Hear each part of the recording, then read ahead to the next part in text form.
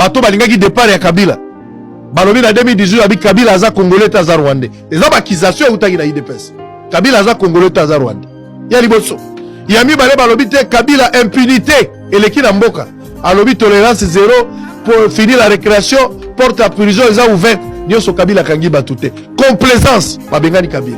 Troisième point o babengani Kabila eza kambo social bato baza olia te passe eza na mboka les choses ne marchent pas Kabila doit partir.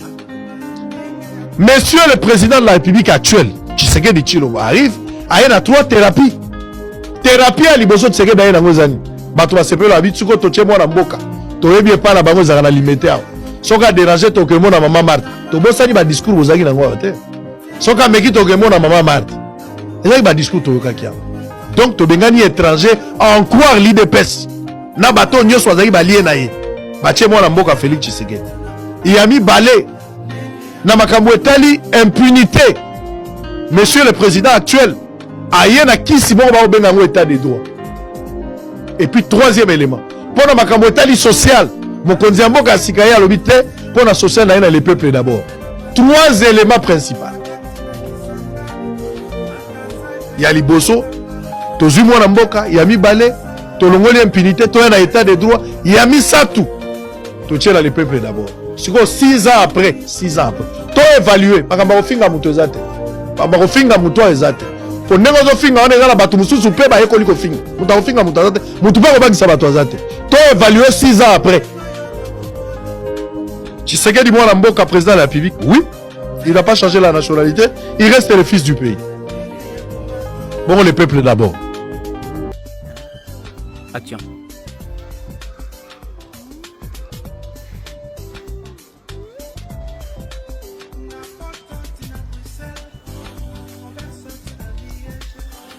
Basangoku nyonso ya monde naye awa pour la deuxième fois na misala na Lingala naza awa liboso ya ndako ya feu Mobutu le maréchal Okumbembe wa Zabanga awa naye na esika oyo selon ma histoire mokonzi ya mboka ya Canada atika biso azali na mokili soki azotala mai azokontemple nature naye mpona betelo lisolo ya vanité tout est vanité il a levé là-bas politicien vidéo est spécialement pour na bateau pour na bateau baza na lolendo na bombo depuis le village bomba ba na sena moyo le maréchal Nkongo nyonso ozonyo ko la population ba pesi yo bokonzi omoni yango eza pona intérêt na yo moko égoïste eza pona peuple okomi ministre okomi président okomi directeur okomi mandateur ozwi responsabilité moko na kati ya mboka oyaki po salela population mais olobi te ekomi nde yo misalela po na yo. Mobutu azalaki mokonzi ya mboka oyo nyonso ezalaki bolamu bami bandako na ye moko lokola moto akoki komisepelisa mokonzi ya mboka alobi te natonga mpe bandako na ngai so nakomi na lisala na ndako so nakomi tel place na ndako za alamu moto wana mokonzi akomisepelisa lelo oyo le feu Mobutu maréchal akufi pour le délai de 30 ans lelo nzoto na eza na Maroc ata na Congo nano bazwi nzela kozongisa moto ndako ya miti litomba nini eza na moto azwa nyonso soki abungisi molimo tala ndako monene ya Mobutu etikali ekoki kozala ata esika lilita na ye bakunda ye awa me bakundi ye ndako esika na moto na bato bakoya kokota na bato baza libanda tokomi okota kotala bolamu ya mokili oyo Mobutu asalaki atongi ndako batie na statut basali ya ye na mama na ye ameni ye bino moko botala mwana sava je malamu botala bino moko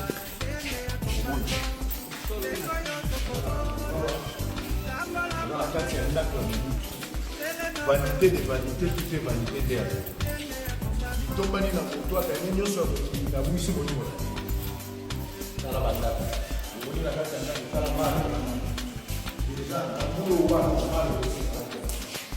tala mala voilà maporte maporte bato na nsima na ye komi kelasi bana bazotanga nakisa bango likolo nakisa bango la vanité des vanités qui te vanité. Alors que je suis tout au fait de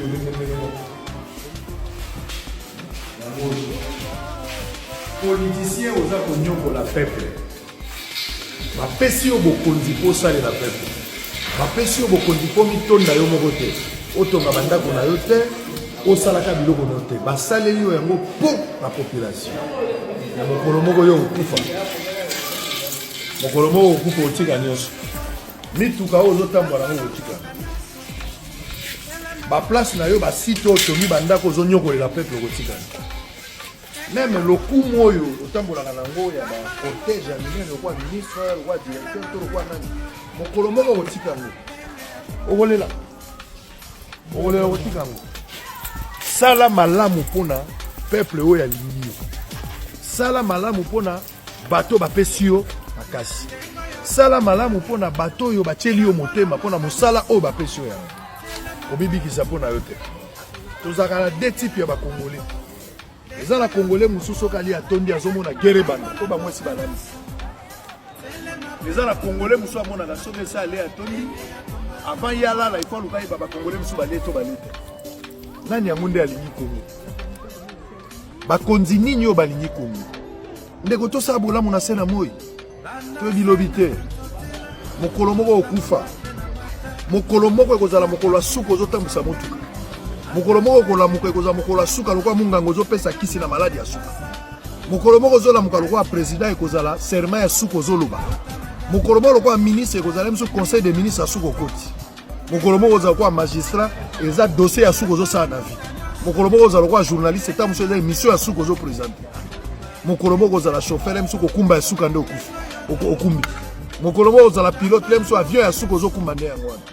Mokolo moko ekokoma o kozala le mususu enseignant okotangisa mbala suka biso nyonso na sena mo ezala mokolo moko ya suka ekozala oyo kolekisa ndelo te po sala eloko mususu ekozala likabo ya suka ozosala na sena mo tika kombo ya malamu tika témoignage ya bien lobi soko oza te bato bapérennize kombo na yo ezala lokumu na miso na bato Mobutu azwaki nyonso lokwa mokonzi ya mboka nangena yakisa bino mpona nini nazwi mpona Mobutu po ye nde azalaki président otoumeli na mingi plus de 32. Qui est celui-là qui va m'interdire, moi, le garant de la nation, à ne pas faire ça?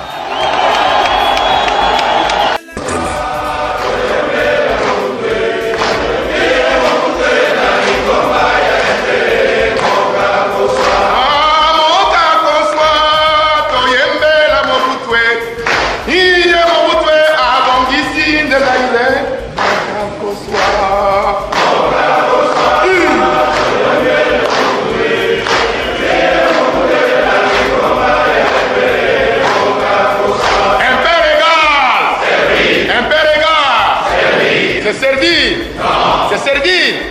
Nous chanterons et danserons. Pour honorer notre guide et lui exprimer notre amour. Nous chanterons et danserons. Pour honorer notre guide et lui exprimer notre amour.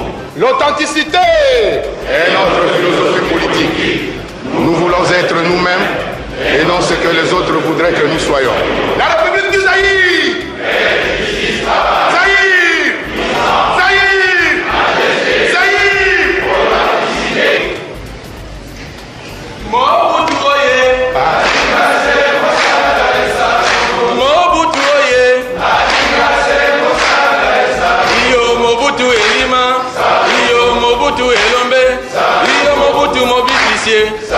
Mobutu mon banquier, Mobutu mon sicolé, Mobutu le bâtisseur, Mobutu le créateur. Je n'ai jamais été dans un groupe. Je suis tshisekediste.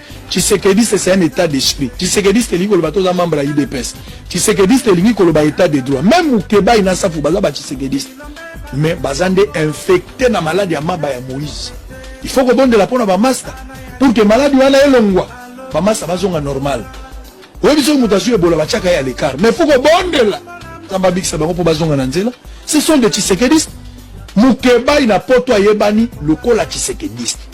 Chaque fois ayebani tshisekediste. Kolana ba mayu ya nyonso bato baza kosala wana te. Ils doivent rentrer dans la ligne. moto moko ta bundisa IDPS na vie atikala pele moto moko ta telema Tshisekedi atikala vivant batu tout babundisa IDPS bakundama komeka na biloko wana te Msou bazali na gouvernement bazali on a bon Daniel Safo Mike. Je n'ai jamais été dans un groupe. Je suis tshisekédiste. Arrêtez de mentir au peuple congolais. Voici ce que dit l'article 217 de notre Constitution.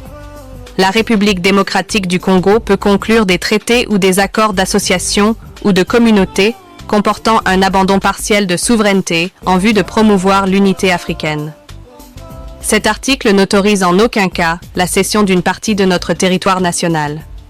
La souveraineté de notre terre est inviolable et sacrée.